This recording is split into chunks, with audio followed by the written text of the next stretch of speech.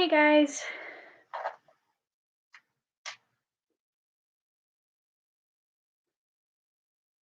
I'll give it a minute to let a few more people come in. Hey Catherine. I never know what to do in this like awkward silence time while we're waiting. Uh hey Jake, waiting for everyone to come in. I did my thumbnail of the new kombucha I'm trying. It's pretty disgusting. Are any of you kombucha people? Are you about it? Do you enjoy it at all? Personally, like, hey Hadley, I I want to like it because I know it's good for you, but most of the time it's just disgusting. This one's pretty good. It's bloom. It's elderflower, jasmine, and violet. I mean, it still tastes a little bit like throw up, but it looked pretty, and so I thought I'd go for it. Oh yeah, Jason likes it. I do. I mean, I have friends who like drink a bottle every day, or in like who make their own and everything. Like it's. I mean, you can see the little like the live SCOBY just hanging out, like little bits of it hanging out in there. But it makes me feel healthy. Ugh. Make fun of Jason. Yeah, I think most people who like really believe in kombucha should be made fun of, like just a little bit, because it is kind of an intense beverage to just like casually want to enjoy. We should, yeah. Um, let's see. I know I came in a little bit late today. I like literally just finished a final exam, so I was running a little bit behind. It was way harder than I thought. It was so long. I had to translate like 15 verses of Genesis, the passage where Joseph is telling his brothers and his dad about a dream, his dreams, and so it took so long. It was so hard. I like worked 3 hours straight. I've never spent like 3 hours on an exam, but there you go. So, having that been said, I've had limited time to gather my thoughts. So forgive me if I'm a little bit all over the place, but I thought yesterday we started a conversation. If you were with us yesterday, we started a conversation about making disciples. And so I thought, well, that would be really fun to talk some more about. Also, do you appreciate the lighting right now? Is really highlighting my new pimple friend on my face. Can you see him? His name is Steve. Be kind to him. He's not. Just pretend like you don't. Like you don't see it. But we started talking about making disciples, and I thought it would be really fun to, I don't know, think some more about that.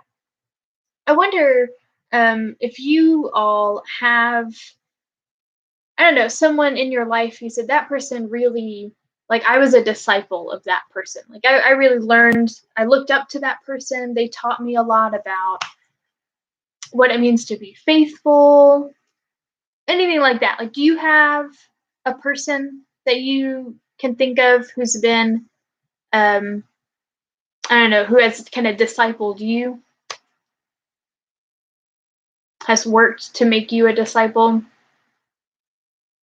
I do. I have a person, and so I'll share a little bit about that person in a moment. But I'd like to first hear from you. Do you feel like you have that person, or your answer may be no? Because I know I probably it wasn't until college that I felt like I had someone who was really kind of taking me under their wing and trying to make a disciple out of me. Hadley, your mom for sure. Yeah, yeah. And that's awesome. I think this is one of my favorite stories to hear. I'd be interested to hear from you, Hadley, sometime in the future about what that's. I know your parents are so exposed, but all for beautiful, good things. Um, being healthy, being a disciple maker, we love it. Catherine feels like she has a lot of people in her life. Yeah, I love to hear stories about people who feel like their family members have really been that for them. I think that's awesome. Not everyone has that experience, so I think it's great to hear those stories and share those stories. And Catherine, it's so good to have a lot of people, like I said, I mean, I felt like it took a while for me to grow into a season of life where I felt like I really had someone who was really, um, I don't know, like that was just who they were as a person, to kind of find people, bring them in, and love them and disciple them well. Yeah, Jake too. I didn't have anyone until college. Um, so that's good, and that's awesome.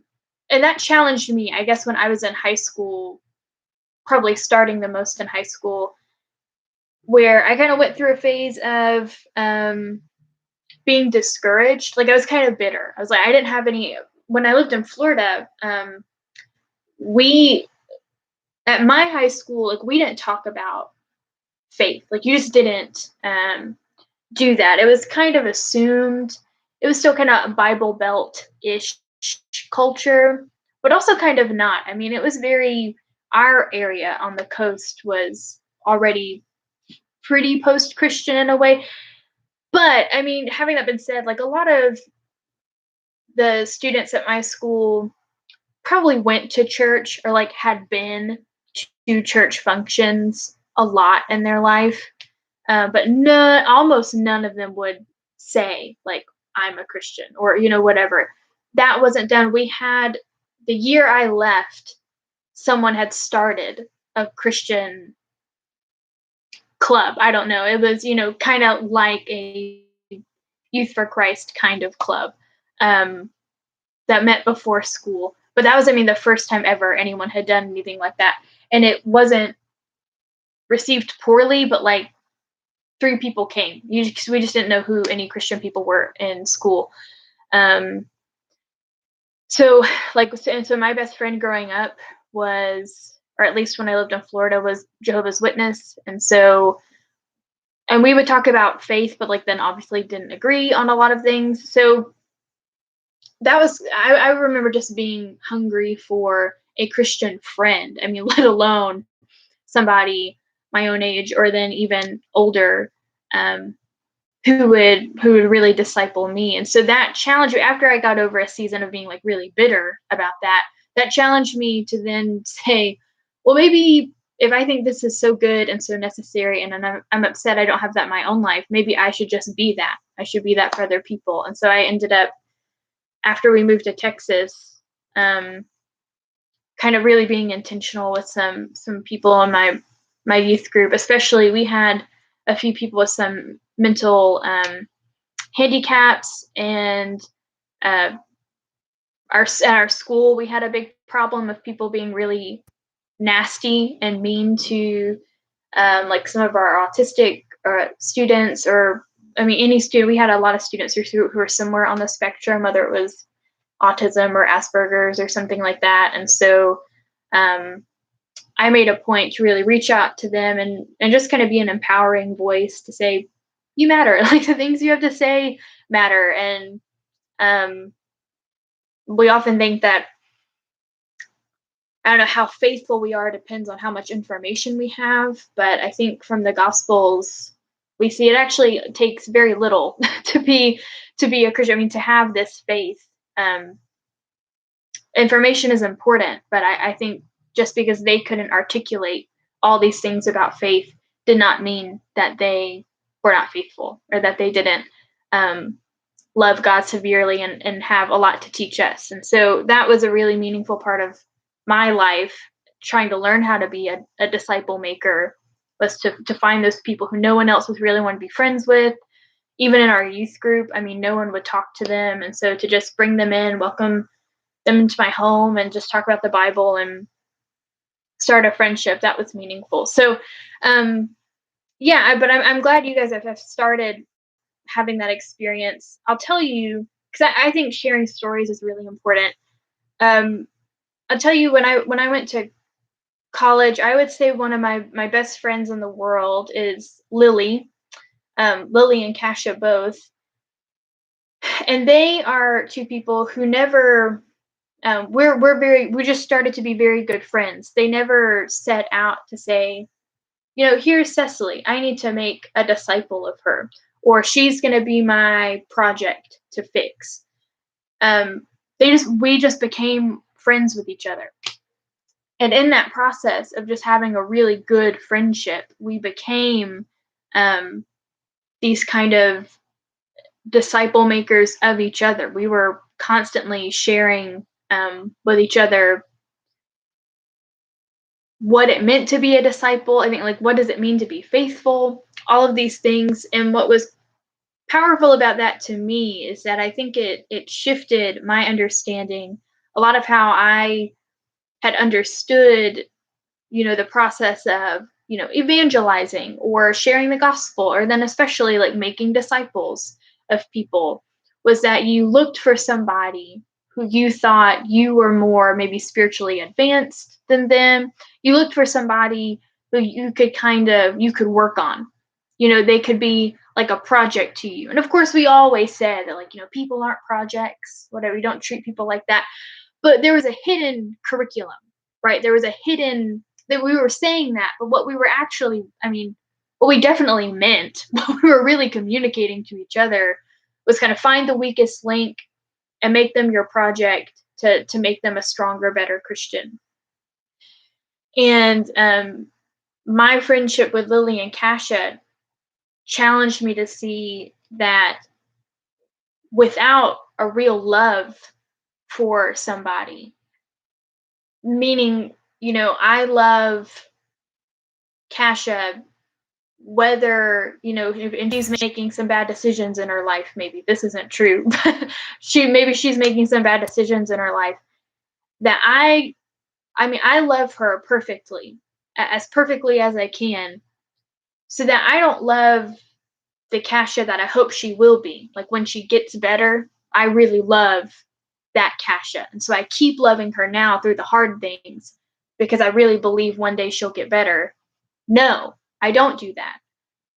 Real love in this moment is that, if Kasha never changes her mind, if she never starts making this better decision, if she never comes to Christ, the fact is that I love her right now in this moment as she is, um, because God loves me in this moment right now as I am, so much that, there's nothing she could say or do that would make me love her less. There's nothing.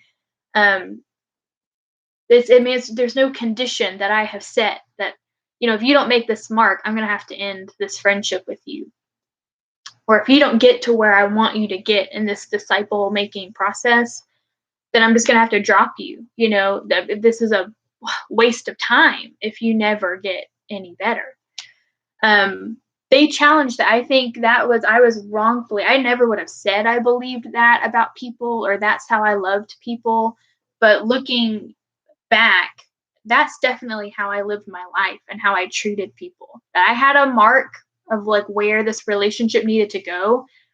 And if you didn't get there in, like, what I felt like was an acceptable amount of time, then you were really wasting my time. Like, how could I rationalize investing this time in somebody who never was going to get any better, right? Who never, wasn't getting any closer to believing in God, wasn't getting any closer into, to quitting their bad habits or whatever. And it was emotionally exhausting for me. And so I just, it just didn't make sense. But Kasha and Lily have been examples. And I've talked about Lily before. Lily's my roommate who, like I said, in a motorized scooter, like, has a disability where, you would think she has fair excuse to kind of tap out of a lot of responsibilities. Like, no one expects that of her, but she exceeds every expectation, um, out of her love for people. So, like, our apartment, I'm a very introverted person most of the time. But we constantly had people over at our apartment. Constantly were I think I fed hundreds of people in the course of my time living in that apartment with her because we constantly had people over to eat. People who were our good friends, or, like, random people that we didn't know very well. It was just always an open space to be with each other. There was no conversation that was off limits. There was no person that was off limits. Um, and it wasn't because it was never we never had a conversation of,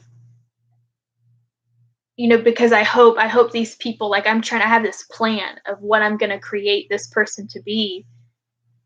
No, like, it was just this perfect love, and that radiated to people in such a way that they just wanted to be around Lily and around Kasha both, because they knew that they could be very honest with them, that they would be totally loved. Now, that doesn't mean they wouldn't be told off to say, "Hey, what are you doing? This is such a bad idea. Don't you wanna rethink that?" So, I mean, yeah, they would be very honest with them. Um, but again, I think there was something about knowing that you don't have some plan. I'm not a project for you. It really changed everything. So they both, their example of challenging me was, I mean, just changed how I interacted with people and understood what it meant to make disciples. That translated into me meeting Sarah when I was in college. Sarah, we met at the gazebo. There was a gazebo outside of my dorm room, or dorm building, and I would often go out there to like do work or to read or whatever. It was a really nice spot on campus, and I met Sarah there. Sarah was outside smoking. She was probably like the only person on our campus who smoked. Um, but she did often. She was out there most of the time. And so she was always really sweet. She had this like very bubbly personality. And she would always ask, like, is it okay for her to stay out there and smoke while I'm out there? And I said, yeah, okay, yeah, sure, I don't care.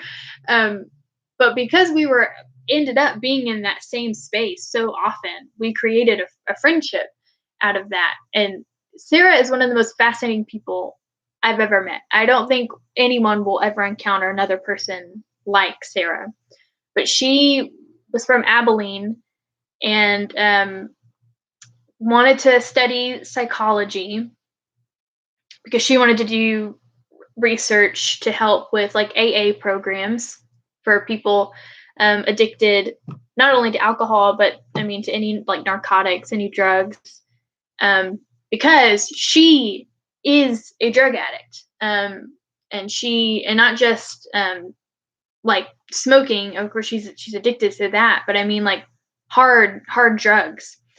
And so she was in recovery from that. Also had an eating disorder. Also had kind of all these other things.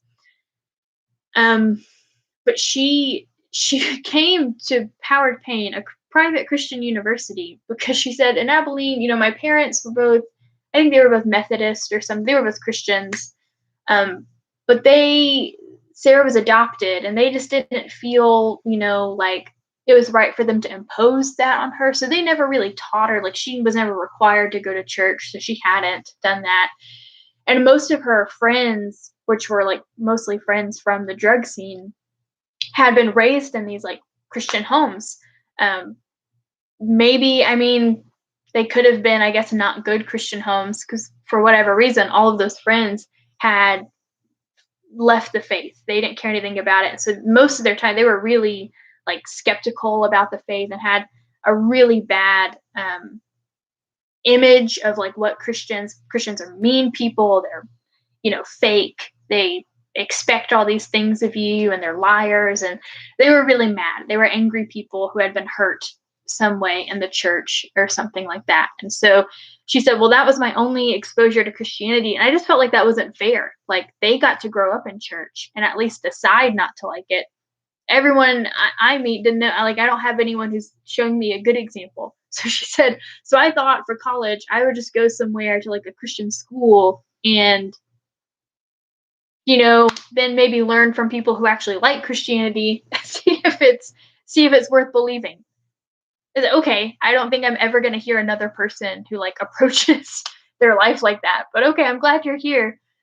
And for about 2 years, Sarah and I were friends, and we would talk a lot about. I mean, she was in a totally terrible relationship, and so I was, of course, working really hard to try to convince her to get out of that relationship. And she like I said, well, you're all once. I mean, you're always a drug addict, even if you're in recovery. You're always an addict. And so there was one day she had gone home to Abilene and got in the drug scene again, and she slept on my futon that night. She came and she just came and knocked at my door, um, and she had taken some drugs. She hadn't overdosed on them, but she knew she shouldn't have, and she was afraid. It had been so long since she had done drugs. She was afraid what might happen. But she didn't want to go to the hospital right away, so she slept on my couch, and I stayed up all night and monitored her to see if something, make sure she was still alive and like still awake, and um, to see if I needed to maybe take her to the emergency room. And so there were a lot of things like that that happened in our friendship. Sarah loved me so much, and she showed me. I mean, we were really friends. There, it wasn't that I needed to fix Sarah. Um, I didn't know if I had any hope that she would ever believe. There were times when I felt like we were really close. Seemed like she was really open to loving God, but was skeptical of some different things. And I was very honest. Like, I didn't know how to talk about that, and or how to answer those questions for her. Um and she taught me, leaving space in my life to really learn from her, that just because she wasn't a Christian didn't mean that she didn't have anything to teach me. Sarah taught me a lot of things, even about the way I talk about my own faith. Like, I a lot of my story is that, I just fail God all the time. I was always talking about how I was failing God, and I'm just really weak in all of these ways. And she stopped me one time and she said, Cecily, you say that all the time, but like, you always talk about this powerful God who changes things in our lives, who, makes us bold people who do crazy things out of love for God. I mean, that's the hope of the gospel. Like, you talk about that all the time. And yet, the only way you see yourself, or you talk about yourself, is that you're weak and always failing.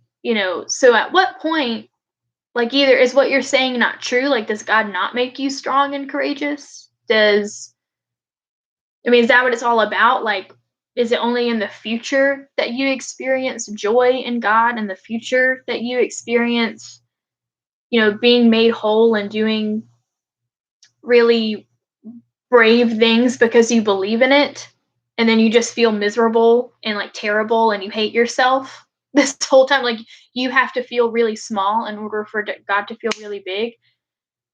Is that what you mean? Because that's what it sounds like you're saying. You just keep contradicting yourself. And I was like, you know what, you're really right. And so it also changed. I mean, her revealing that to me showed that, maybe it's good to just walk in the joy of the Lord and say, I'm actually big and strong and courageous, and I can do all kinds of things, not out of my own power, but if God is who I say God is, then I don't need to live my life in fear or scared or to constantly feel like a failure. Do I know that I fail God at many points? Sure. I mean, yeah, because I'm not perfect, but praise God, like, look for all the things that I am doing to serve God, and be happy about that. Give thanks to God for that. Don't sit around feeling bad all the time. So she revealed how I was selling this mixed message, and in the end, after 2 years of a relationship of just talking all the time, encountering each other, and in the last few months, we didn't get to see each other very often. The only time I saw her was every 2 weeks for a 15-minute car ride to drive her, because her car was messed up. I would drive her to the gas station 15 minutes away, to get smokes, and then drive back and hang out while she smoked a cigarette, and then I would go back to work. And that's the only time. And I remember, like, that was an ethical dilemma for myself. Like, obviously, I was like, you shouldn't smoke. That will kill you. But I mean, people who are smoking know that. That's not brand new information to them. They're very well aware that what they're doing is not a good thing. Um, but I said, you know what, right or wrong, I don't know what the ethics of this is, but this is 15 minutes I get to spend with my friend Sarah and share the love and gospel of the Lord with her. So I'm gonna do it. And if I'm wrong, God forgive me. But I think the time spent with her is probably more God honoring than to not spend time with her. So after 2 years of that, she came to me one day, just like said she just had this experience with God, and that she believed, against all her unbelief, that she knew, um, that was that God loved her, and that, like, to follow God, um, even if it was hard to believe at times, like, that was the best thing to do over living her life not believing in God and not wanting to serve and obey God. And so, um, it was a wild experience for me. It was the first time I had really seen somebody and loved them with my whole heart, in a way that I really had no expectations of her. And I think it was letting go of the pressure of, like, having to make Sarah be a different person, or what, because I've been changing people's what sharing the gospel is not something I do, right? I don't have the power to make someone believe in God. God does that. And so taking a lot of the pressure off of myself to have to be the hero and the savior of the situation, and let God be the savior, because he already is.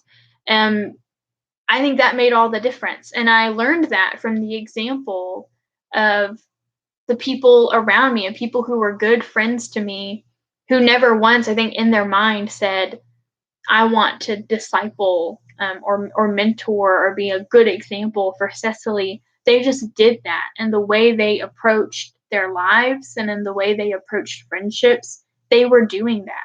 It was never something they had to state to me. So all of that's to say that, I know you guys hear me talk a lot about community and, like, how faith is not an individual thing.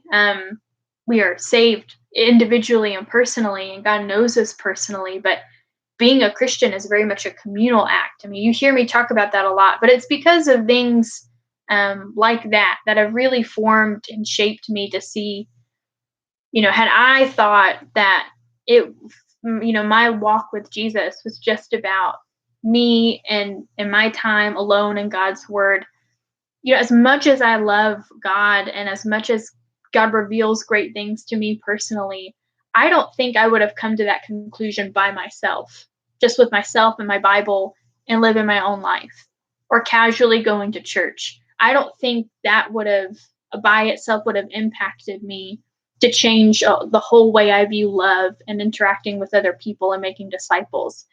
It was being, intimately and vulnerably involved with other Christian people, and with other people who weren't Christians, leaving space in my own heart and mind to be transformed by other people, um, and to transform others, to then be empowered to say that, my faith doesn't rest on how small I am, it's how big God has made me, because of who God is and how God works in our lives.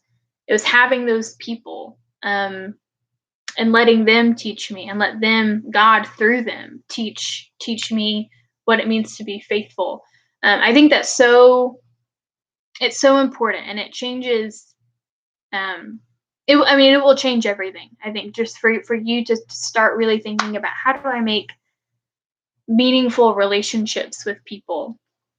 So I encourage you to do that, in this season, and hopefully we'll be able to start being together face to face soon. But I hope you have been learning that in the course of your life in the same way I have. And if not, I pray that those opportunities will keep coming to you, to have pivotal people placed in your life, um, that you will learn from, and, like, leave space in your heart to learn from them and be transformed by them, because it will make the difference in your life. um, Closing things, to summarize, making disciples is about community, so keep going strong, in community. I want to share, some final things, just to let you know what work I've been doing. I've been working really hard to try to learn about, um, I don't know, what makes us good learners. So, I've been reading these two books, How Children Succeed and, Permission to Feel. this is about these books are about, I don't know, really like how to educate young people. You're not children, obviously, but it's talking about mostly like the hidden power of character and how we develop character. And so, um, I mean, you may not care about this, but I want you to know that in this time, I'm not just hanging out, and Jake's not just hanging out. We were actively working on trying to figure out like what it means to be together and to educate one another. And so I've been reading those books to learn a little bit about how our brains work. And part of that I've been learning so far, I haven't finished those books, I'm about halfway through, is that how we build each other's character to develop the idea that like you really can do stuff. Like you can change the world. So when we say God makes an impact in our life, the gospel, the risen Jesus, like that changes the world, and that God uses us to be a part of that, that's real stuff.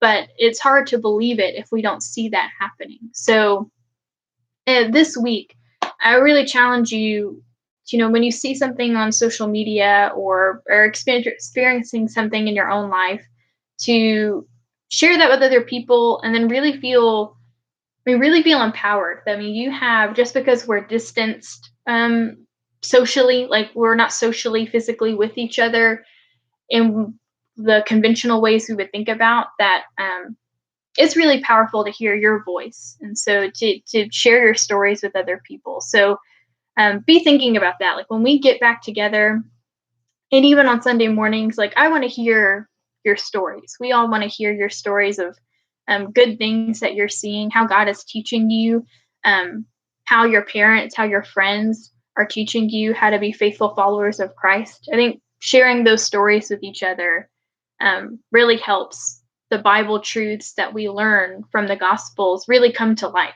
So um, that's a lot to think about. So I want you to think about this week and to maybe share that in your Sunday school time, and maybe in your personal time with your friends.